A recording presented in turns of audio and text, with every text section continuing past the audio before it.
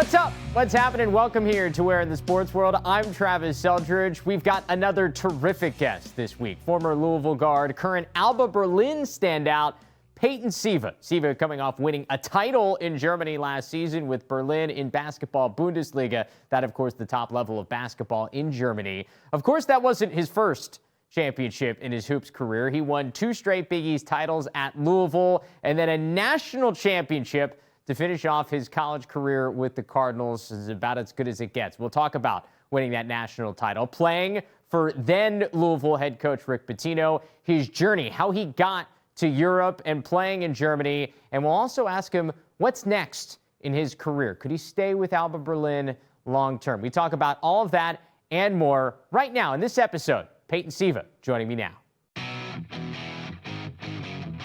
Peyton, tell the people, where in the sports world are you right now? Hey, how's it going? Right now, I'm currently in Berlin, Germany, playing for Alba Berlin out here in Bundesliga and EuroLeague. You've been in Berlin here for a little while in terms of your playing career. What is it that's drawn you to playing there and obviously a great opportunity for a really, really successful organization? Well, yeah, for one, like you said, it's a very successful organization here. They're, very professional, great city, great place to live. And it's a great team. So I really enjoy it. I've been enjoying it. Playing here this is my 5th season, going on my 5th season here. And, right now we're playing in the best competition in Europe, second best league in the world as far as EuroLeague goes. So it's fun, man. I'm having a blast. Playing basketball for a living, and it's great.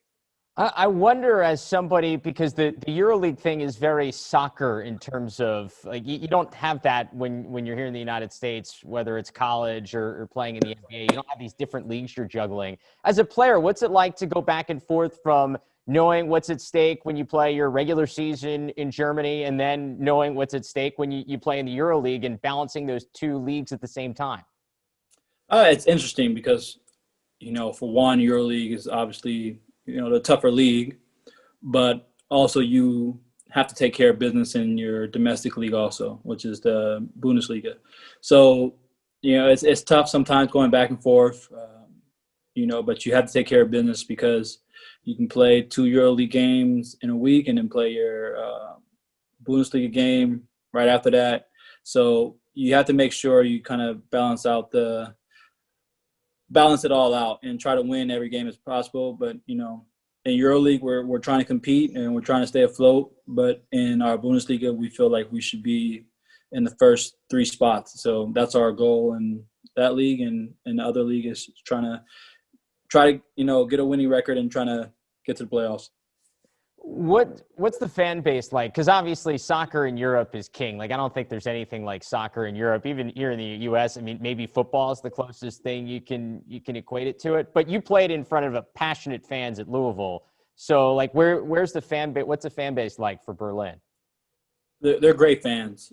Very passionate about their team. Very loyal fans. They're awesome. Like you said, in Europe, obviously soccer is king, but in Germany, they really love their basketball, and in Berlin especially, they really love their team. So I'm enjoying it. The fans show a lot of love, so I'm appreciative of it. So walk us through your journey to Germany and to internationally, because you start off, you get drafted in the 2nd round, and you get a little time with the Pistons before kind of going back and forth to the G League. What was it originally that drew you to playing overseas, and what's that whole process like to getting to that point? Yeah, so I started, like you said, I got drafted in the 2nd round to Detroit, played a little bit there, ended up the following season playing down in the D League at the time with the Erie Bayhawks. Wanted to transition, still could have fought to try to make it to the NBA, but at this point I just had a daughter, so I had to make some money. And, Europe was the best option for me. So decided to take a contract in Italy, where I went to Caserta, Italy. It's near Naples. And from there, it was just a decision to, try to make as much money as I could, hopefully try to go over there and play well to one day get back to the NBA. But as I found out when I came to Italy, went to Italy, and then came to Berlin, you can make a really good living playing basketball in Europe. So for me, it was just about being able to support my family and being able to play, this game around the world. And it's taking me to new places, and I'm really enjoying it. Yeah, I mean, like I say to everybody that we talk to who's living in Europe, it's like I think every American at some point goes, man, it'd be really cool to spend some time in Europe. And you guys are all like, you're living it. You're living in Germany or Italy. It's got to be a cool, unique experience. It's very, from a kid from Seattle, I never thought I would make it, around the world or around to Europe. So it's very cool, very eye-opening to just see different cultures, different countries, and get to experience it all. So I'm very thankful for it, and I'm blessed to be able to do it. You watch a lot of players over there go from league to league, country to country, like 1-year contract to 1-year contract, but you've kind of found a little bit of a home there in Berlin. What has it been about either the opportunity or the chances you've had there, the team that's made you kind of want to stay there? I'm very lucky. Like you said, a lot of people who do come to Europe usually have a lot of 1-year contracts where they bounce from team to team. I've been very fortunate to, stay on one team these last couple of years, and really just kind of, settle down in this one place. And, it's like I said, I'm very fortunate to be able to do that. Not a lot of people can say they have, and it's just a testament to, the trust that the team has in myself and the way that they carry themselves professionally. That just makes me want to stay. I know this is kind of a big year in terms of contract for you. Is it like long-term? Is it Germany? Like, are you comfortable there? Are there other leagues that you think about and want to go to? What is your criteria when you look at where you want to be in the next couple of years of your career? Me personally, I view it as where will my family be most comfortable at? I have 2 daughters, my wife, and, we just try to pick a place where we'll be comfortable at. And recently it's just been Germany. What helps a lot is here in Germany, especially in Berlin, everyone speaks English for the most part. So it helps out a lot being over here in Europe. And, we're able to go shopping. We're able to, do our daily lives comfortably. Some leagues that I would love to play in, Spain, towards the end of my career, I would want to love to play in the Australian League. It seems like a very, fun league, especially, I have some family in that area. And, those are a couple leagues that, just kind of stick out to me. But for me, it's wherever the best opportunity for myself and my family presents itself, I would want to play at. But I would love to finish my career in Berlin. It's a great place and great city. Have you picked up any German since you've been there? You've been there for a little while. I have, and each year I try to, start off by learning some German, but it's a very tough language for me to learn. It's very difficult. I pick up little phrases here and there, and I can get by with the basics of good morning and hello and things like that, but nothing where I can hold a conversation. Yeah, it's a tough one, man. I think I took a year of it when I was in 7th grade in middle school or something, or a semester, and it's so different than every other language. Like Spanish, Italian, you can kind of go back and forth, but German, it's its own whole thing. For sure. It's like I said, it's very hard language for me to learn. When I went to Italy, I learned a little bit of Italian when I was there, and obviously with Spanish, it's similar to both. So, but German's a little tougher for me. That's fair. Your upbringing in Seattle, coming from where you came from, and your journey and your family and everything that you've been through is pretty well documented, and people can read about it. But you obviously moved away from college to go to Louisville, and you were able to spend time with your dad there. And now you're even further away from not only your parents and your upbringing, but also from your family being in Europe. How did you weigh that decision in terms of having to go all the way now across the pond to play professional hoops? It was tough. I mean, obviously I'm still close to my family. I still talk to them, but it was just the decision best for myself and my family. Once I got married, my father moved down to Louisville, so, he's pretty comfortable there. My mom already has a job back in Seattle, and my brother and sister are still living there.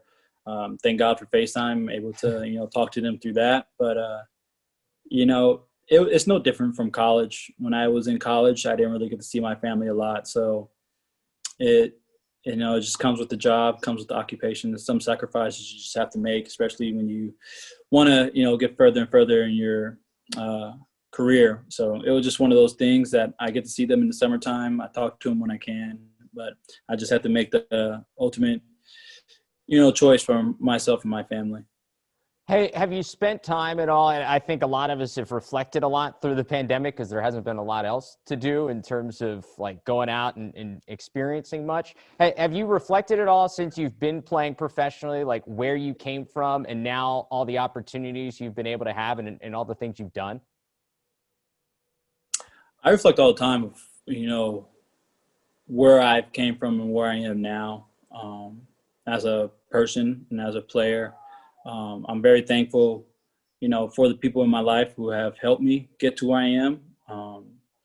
Like I said earlier, being a kid from Seattle, growing up where I am, I never imagined being able to play in Europe. So, or even traveling to see the world. So that's a major thing for me. And like I said, I'm just very thankful for it all. So let's go to college. We mentioned you went to Louisville. In full disclosure, I went to Syracuse. Was in school during that Freedom Hall game, the last one at Freedom Hall. I already joked with Kyle Keurig that I've never seen anybody make so many threes than he did in that game. At Louisville, walk me through first impression of Rick Pitino when he's recruiting you, because obviously he's this iconic figure in basketball. What's your first impression of the guy? So originally, I wasn't a really big college fan or basketball fan. I grew up playing football, so I was more a football type of guy. But you kind of hear these legends about Coach Pitino. You hear that he's in the mob, or you hear that he's this mafia boss. But when I got a chance to meet him, he was just the, most straightforward guy. He had he carried himself as a professional. He was very straightforward with me when he was recruiting me. And, you just got this sense that he was, just a great guy. And he's an amazing coach. His track record speaks for itself. And, I wanted to play for him. His son was the one that originally started to recruit me. Okay. And I built a really good relationship with him. And, it just, he had some of the same qualities as his father, and you can kind of just see that in their family.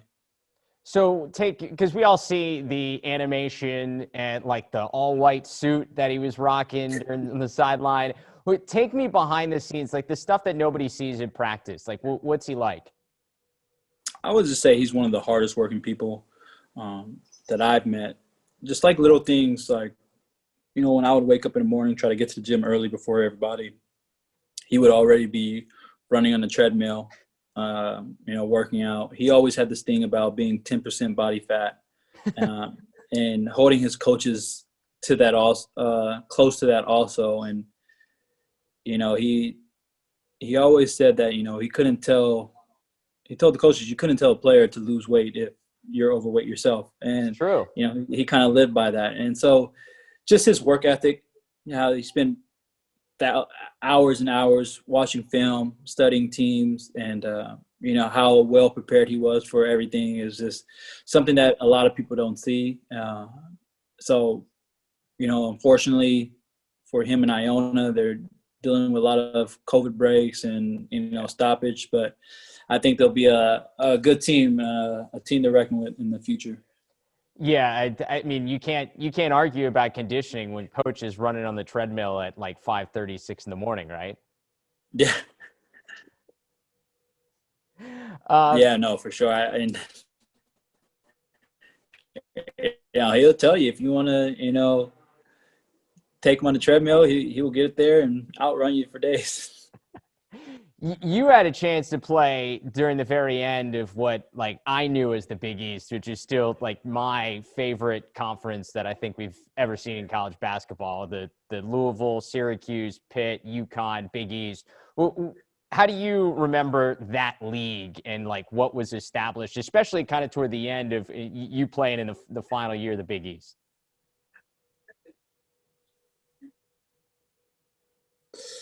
For one, yeah, I felt like the Big East was the best conference in college basketball. I mean, I just saw somebody posted a graphic the other day about it was 11 out of the 16 teams that Yeah. were invited to the NCAA tournament. And it was just a battle every night. And I also told somebody on Twitter the other day, they were like, from 1 through 16, it was a battle. They're like, no, DePaul wasn't really. I was like, well, DePaul was a tough team to play against every time. And didn't matter who you played against. Every team had talent from top to bottom. And, like you said, we played against, Syracuse, UConn, Pitt, West Virginia, the South Florida, St. John's, Seton Hall. All those teams all had great players. And that was one of the things that intrigued me the most about going to the Big East, is just about how good the conference was and how the level of competition was I was going to be able to go out there and play against. Who was the rival that you enjoyed playing against the most? Because Louisville, Kentucky, obviously outside of the conference is its own special thing. What rivalry game was the biggest for you in your mind? Which rivalry game? I mean, for us, it was always Cincinnati, because it's so close. But I always remember the battles we had with UConn, because they always had really good guards. The Notre Dames, because we, for some reason, always went to overtime with them, no matter what year it was. But yeah, those were some of the bigger ones, and Syracuse, because we both ran zone, and we were both, especially my last year, we were both ranked in top 5 in the nation at some point. So it was. We had some good battles, and it was just the Big East, man. It was every night. Yeah, well, and then you go to Madison Square Garden for the tournament, and to me, there's nothing better. That Saturday night Big East championship game at the Garden. Is there anything like it? No, I mean, especially when you have a coach like Rick Pitino who just loves New York and it's going to hype it up so much. It's the mecca of basketball, and it's just pitch black in the stands, and it's just all lights in the court, and it's a big stage. And for us too, when we played, for example, Syracuse in the championship, it was a Syracuse home game. It was all Syracuse fans, and it was loud, rocking, and I had some good memories playing. I mean, you played well too. You're back-to-back most outstanding player of that league tournament. What was it about that league tournament that got some of the best out of you? Well, for one, we didn't have to practice, so I wasn't tired as much. But no, I think it was just I remember the first year I won, my junior year, when I won most outstanding player. I was having a pretty bad year. I was having an up and down year. I wouldn't say bad, but I was having an up and down year. And, Coach Pitino pulled me into his office and was just like, we live in a microwave society, and that, if you go out there and play well, no one's going to remember what you did before. And, I kind of took that to heart, went out there. I finally started feeling healthier, and, I started just playing with a lot more confidence, and my teammates trusted in me. And at that point, I already knew the system, everybody, and just got things rolling. And, we got a chance to finally win it that year. And then the next year we had the same group of guys, everybody a little bit older. And, especially with the freshman Montrez, who were able to win it all. Yeah, he was a nice addition to the yeah. team, huh? We've seen it. He's worked out pretty well in the NBA too. For sure. You obviously, after that 2013 year, you lived the dream in terms of basketball college career. You win the Big East tournament, you make a run to the Final Four in 2012, and then you come back as a senior, you do it again, and this time you win it all, going out on top. Could you have written a better final end to your college story? No, not really. And it was tough. It's because my senior year wasn't all just smooth sailings. Right. We were number 1 in the nation. Then we lost to Syracuse. I turned the ball over. Carter Williams got a fast break dunk to win the game. Then we lose 2 straight after that. So we lost 3 in a row to, Syracuse, Villanova, Georgetown. We go from number 1 in the nation down to, whatever, and then lose to Notre Dame, and then we get on a nice run, and it just showed that, we battled with adversity, we battled through whatever, and we ended up coming out on top. And it was just, even when we won, it didn't feel like we won, just because it's kind of like that, holy grail. You never really are going to find it. You just like, oh, we actually did it. We actually won. Like it was pretty sweet feeling. Like, how long does it take to hit you? Not until you get back home with your fans that it really takes an effect. Like, oh, we really won.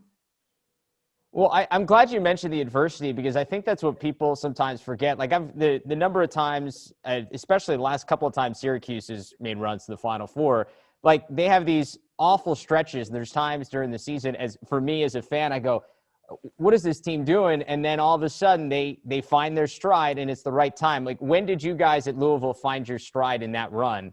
Was it the Big East tournament? Was it right before? Was it the NCAAs? Because you guys seem to really find some rhythm in the NCAAs that year too. I would say the Big East tournament is where we kind of found our run, just because it was more about playing. You played every night. It wasn't a lot of preparation as far as, practice and stuff goes. We were already prepared, and we felt like the best conditioned team in college, just because we press every night. We press in practice, we press in games, we press in our sleep. So we felt like we were already the best conditioned team, and now we just need to go out there and prove it. And with the end of the year stretch, a lot of teams end up, dying off, getting tired, and that's when we made, our strides. So I think that was the key for us, was just making that run through the Big East tournament, and just being the most well-oiled machine going into the, getting hot at the right time is big. So you win. You guys win the title. You ride that into the draft, your second round pick, and then you get an opportunity that rookie year to play some with the Pistons. Did you have a chance, because it was limited action, and you're obviously still scrapping and clawing as a second round pick? Did you have a chance to have like a, oh man, like I'm here, I made it moment? I remember like my first. So in preseason, we got a chance to play the Heat. When they had Ray Allen, Rashard Lewis, two Seattle Sonic guys that I looked up to when I was a little kid. They had LeBron, obviously, and Dwayne Wade. But, those were the two guys that, I grew up watching, being those two from Seattle. And for those guys to know who I was kind of like, oh, man, this is awesome. And to get a chance to play against them in the NBA was kind of like, all right, this is real. I'm actually on the court with these guys. So I would say that was big for me, and just being around guys in the locker room like Chauncey Billups, Rodney Stuckey, and Josh Smith, guys like that, who's been in the league forever, to really get to talk to them, pick their brain, and just become good friends with those guys were pretty good. I think I read an article from back when you were first in the league, and you were talking about going back and forth. And what's the like wake up call like when you go from being the travel and the life of being in the NBA to then back down to the D League at the time, the G League now, and the bus trips and the like 11 a.m. or noon game on a weekday? Like, what's that back and forth like as a player? It wasn't bad, just because it was the fact that I got a chance to play. So it was fun to go out down there and actually get a chance to hoop, because when you're in the NBA, all you really do is get to, work out. You don't practice, because practice is only an hour long, and guys, there's so many games. So you're just working out all day. So to actually get a chance to go out there and play and put it all into a game was, probably the best part of it. Well, there's got to be probably a pressure too when you get into an NBA game and you're coming off the bench and you don't know how long you're going to be in. Like, you want to make the most of the like limited minutes, right? For sure. You try to go out there and try to prove your worth however you can. And so you might get 2 minutes, you might get 10 minutes. You never know. So you have to go out there and try to make the best of that opportunity. If you could tell yourself back when he was a junior and senior in college, a lesson that you've learned now throughout your pro career from the NBA to now going overseas, like what would you tell the 18, 19, 20-year-old Peyton Siva? Stay healthy. I think that was the biggest part for me. And also just continue to, trust in the work. Sometimes you might get complacent. Something might happen where you don't feel like going to the gym or whatnot. But, as I learned as I got older, if you just continue to put in the work, everything will work out. And so that's what I'll kind of tell myself about everything. You've mentioned your kids a couple of times. Like, what's life like as a dad? It probably puts playing basketball in a whole different perspective. I love it. I love being a father. My kids are my world. They don't care too much about basketball. So, if I win, lose, or draw, and I come home, they're just happy to see me. I remember my second year here in Berlin, we lost in the championship, and I had like a silver medal from going to the championship. And my daughter's like, "Oh, Dad, here's your loser medal." And I was just like, they just have no filter. They just don't have any care in the world. But, they're my girls. I love them, and I wouldn't trade them for the world. That's awesome. And they can either go one or two ways. They either think the medal's super cool or they know it's second place and they're, why didn't you get first place?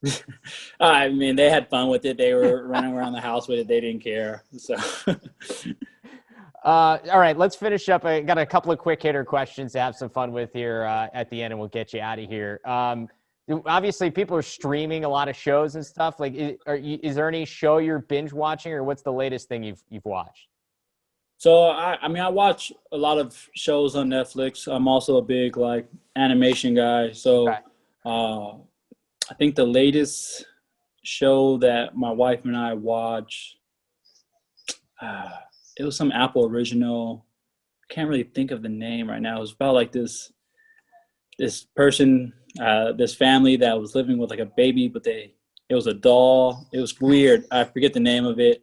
We watched The Crown on Netflix, which I don't know why I watched it, but it just grabs your attention and you just kind of want to know what's going on. And then we're just a big movie people. We started watching the Godzilla and Kong trilogy to get ready for King Kong versus Godzilla. Okay, nice. My wife never seen it, so that's kind of what we've been doing.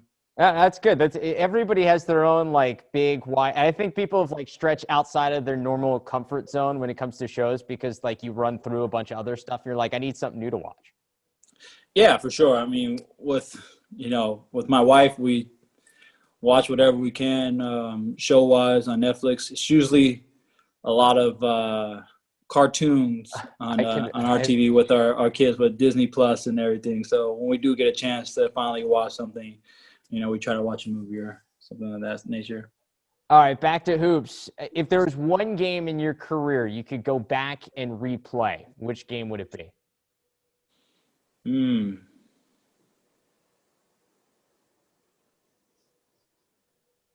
If I can go back and replay one game. For good or bad, you either enjoyed a lot, how it turned out and how you played, or you. Oh, well, if that's the case, I mean, the championship game will be the one game that was just full adrenaline ride throughout the whole game. But I would say if I could go back and play a bad game, I would say probably my junior year in the Big East Championship. My sophomore year when we lost UConn in the Big East Championship was one of the tougher losses that we faced because we were playing well. We kind of was going through, a couple guys, we got hurt, and it was just a hell of a game by UConn. I mean, they've made a hell of a run that year, and I would say one of those probably games. All right, yeah, that's fair. And finally, if you could take one skill from one other player in the world to make it your own, what would it be?